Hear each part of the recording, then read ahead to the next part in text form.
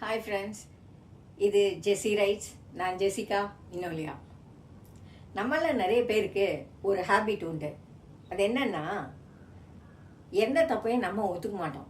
நாமளே செஞ்ச தப்புகளை கூட நாம் ஒத்துக்க மாட்டோம். அதுக்கு பதிலாக வேற யாரையாவது காரணம் சொல்லுவோம். இதை நீங்கள் ப்ராக்டிக்கலாக நிறைய பேர் செய்யறத நீங்கள் பார்த்துருப்பீங்க. பல நேரங்களில் நீங்களும் நானுமே செய்வோம். ஏன்னா தப்பை ஒத்துக்க எல்லாருக்கும் மனசு வர்றதில்ல. அதனால நம்ம சிம்பிளாக என்ன பண்ணிடுவோம், நான் ஒன்றும் பண்ணல, நான் கரெக்டாக தான் இருந்தேன், அவங்களால தான் இப்படி ஆச்சு அப்படின்னு சொல்லுவோம் இல்லையா? தப்பை ஒத்துக்கிறதுங்கிறது ஒரு ஒரு பெரிய தன்மான பிரச்சனை மாதிரி நிறைய பேருக்கு தோணுது. அது இல்லை.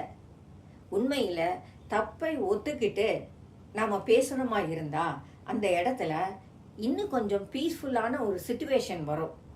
அடுத்து என்ன பண்ணலாம் அப்படின்னு சொல்லி சமாதானமாக டிஸ்கஸ் பண்ணுறதுக்கான ஒரு வாய்ப்பு வரும். தப்பையே நாம் ஒத்துக்கலை அப்படிங்கும்போது பிரச்சனை அல்லது டிஸ்கஷன் அந்த இடத்துலையே நின்று போயிடும். அவங்க தான் தப்பு பண்ணாங்க ஆனால் ஏற்றுக்க மாட்டேங்கிறாங்க அப்படின்னு சொல்லி அங்கேயே நின்று போயிடும்.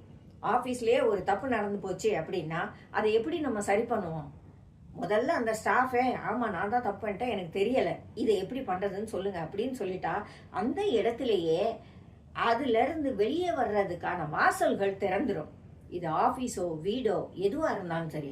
ஆனால் நான் ஒன்றும் பண்ணல, நான் கரெக்டாக தான் இருந்தேன், வேறு யாரும் அதை பண்ணிட்டாங்க அப்படின்னு சொல்லிட்டா தப்பை யார் பண்ணா அப்படின்னு கண்டுபிடிக்கிறதுலையே நேரம் காலம் வீணாக போயிடும். அதை சரி பண்ணுறதுக்கான முயற்சிகள் தோற்று போகும். ஆகையினால வாழ்க்கையில் நாம் வீடாக இருந்தாலும் சரி, அலுவலகமாக இருந்தாலும் சரி, சமூகமாக இருந்தாலும் சரி, தப்புகளை ஒத்துக்கிறது ஒரு ஒரு மானக்கேடான விஷயம் இல்லை.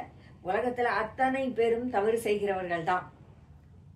ஒருத்தர் சொல்லுவாங்க, நான் தப்பே செய்ய மாட்டேன், எனக்கு கடவுள் தேவையில்லை அப்படின்னு சொல்லுவாங்க. தப்பே செய்யாமல் யாராவது இருக்க முடியுமா? முடியாது இல்லையா? தவறு செய்கிறது மனுஷனுடைய இயல்பிலே ஒன்று. அப்படி இருக்கும்போது நான் தவறே செய்ய மாட்டேன், நான் எல்லாத்துலேயும் கரெக்டாக இருப்பேன் அப்படிங்கிற ஒரு மாயைக்குள்ள நாம் எப்பவுமே சிக்கிக்கிட கூடாது. எல்லாரும் தவறு செய்கிறவர்கள் தான். தவறுகளை நாம் திருத்திக் கொள்ளவும் நமக்கு வாய்ப்பு இருக்கிறது. இதை நம்ம மறந்துடக்கூடாது. தப்பு செஞ்சால் தைரியமாக, ஆமாங்க இந்த விஷயத்தில் எனக்கு தெரியலை அல்லது கை தவறி இதை இப்படி பண்ணிட்டேன், இதிலிருந்து எப்படி வெளியே வர்றது, இதை எப்படி ரெக்டிஃபை பண்ணுறது அப்படின்னு பேசுவோம். அது நம்மளுடைய தவறுகள்லேருந்து நாம் வெளியே வர்றதுக்கு மட்டும் இல்லை, எதிர்காலத்தில் இதே மாதிரி தவறுகளை நாம் செய்யாமல் இருக்கிறதுக்கும் நமக்கு பாதையாக ஆகும். நமக்கு கூட இருக்கிறவங்களுக்கு அது ஒரு பாடமாகவும் ஆகும். ஆகையினால தவறுகள் செய்தால் தைரியமாக ஒத்துக்குவோம். தெரியாதுன்னு சொல்கிறதோ, நான் தான் செய்தேன் அப்படின்னு சொல்கிறதோ மானக்கேடான விஷயம் இல்லை. எல்லாரும் பிறந்ததுல இருந்து சாகிற வரைக்கும் எல்லா விஷயத்துலையும் படிச்சுக்கிட்டே தான் இருப்போம். கற்றுக்கொள்ளுதல்ங்கிறது ஒரு தொடர் நிகழ்வு. ஆகையினால தவறு செய்தலும் அதே மாதிரி தொடர் நிகழ்வு தான்.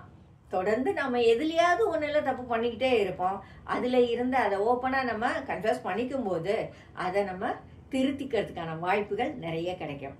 சின்ன சின்ன தவறுகளுக்காக இதை நான் செஞ்சுட்டு இதை எப்படி ஏற்றுக்கிறது, எப்படி ஒத்துக்கிறது, ஒத்துக்கிட்டா எனக்குலாம் அசிங்கம் இப்படின்னு நினச்சி மனஸ்தாபங்களை, சமாதான குலைச்சலை நாம் கொண்டு வரக்கூடாது. தைரியமாக சொல்லுங்கள், ஆமாம் தெரியாமல் இதை உடைச்சிட்டேன், நான் என்ன பண்ணணும் சொல்லுங்கள் அப்படின்னு சொல்லுங்கள். அப்போவே அங்கே சொல்யூஷனுக்கான வழி பிறந்துடும். நமக்கு சொல்யூஷன் தானே முக்கியம். மறந்துடாதீங்க. ஜெஸி ரைட்ஸ், ஜெசிகா வினோலியா.